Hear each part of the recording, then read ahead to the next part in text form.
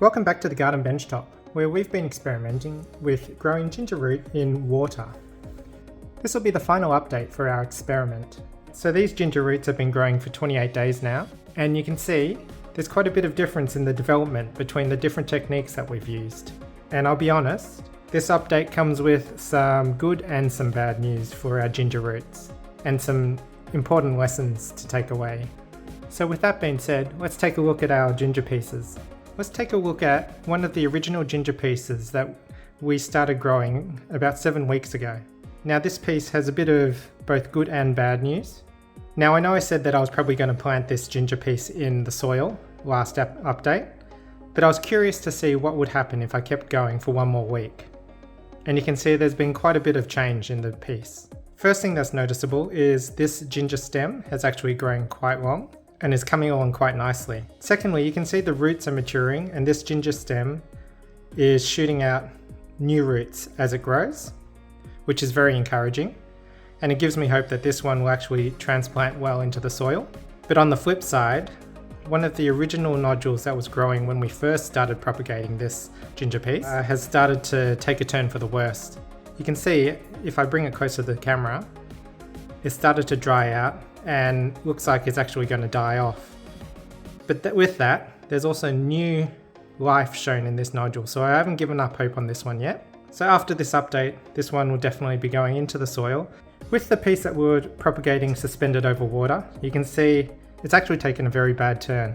You can see the roots have started to rot. There's mold growing along where the water surface was touching the root, and it's become quite a bit manky. So unfortunately, this one is a fail. Even though the root itself feels quite firm, it's clearly rotting and will be heading for the bin, unfortunately. And with that said, I'm actually going to wash my fingers and sterilize them. I want to reduce the risk of transferring bacteria across to the other pieces of ginger root. Let's now move on to our other pieces of ginger root, where we've also got a bit of mixed news. Let's start off with the star pupil again. As you can see, this one is growing extremely well. Look at the root development at the bottom.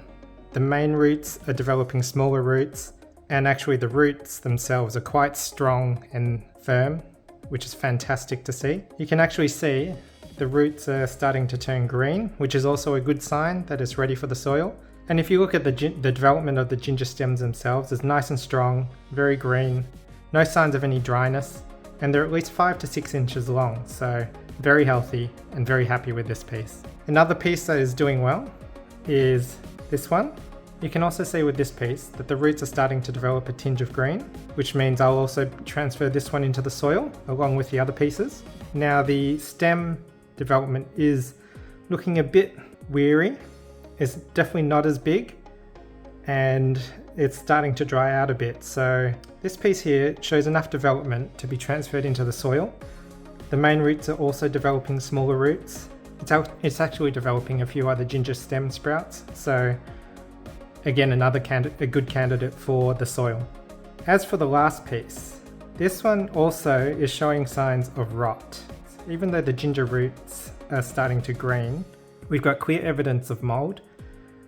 It's soft to the touch and slimy. So again, this one is probably not going to make it into the soil. I might try and clean this one up and see if I can salvage it by cutting off the mold and the rotting parts of the roots. But unfortunately, this one hasn't developed as strongly as the other ones, like this one, the star pupil.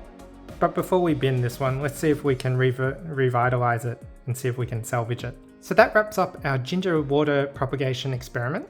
I hope you've enjoyed the updates as we've been watching these guys develop, or rot in some cases. So we've had both good and bad outcomes. Interestingly, one of the key takeaways that I've learned from this experiment is that even though we have 3 pieces of ginger, all from the same ginger root at the beginning, and all growing under the same conditions, we had 2 that flourished and 1 piece that's failed.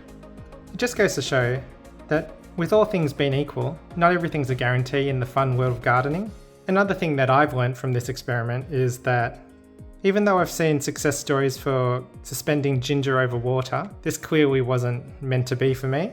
It still hasn't discouraged me from trying it again in the future. It's clear that I'll have to make a few changes to my setup to see if I can get it to successfully propagate. So thanks for following along on our adventures at the garden benchtop. If you're finding the updates that we're doing helpful, make sure to smash the like button and subscribe to our channel so you can be informed when we release further updates on our other experiments at the garden benchtop.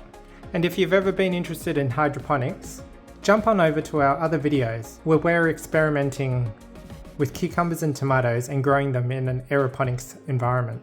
And as we always say at the garden benchtop, go get your hands dirty. Thanks for watching.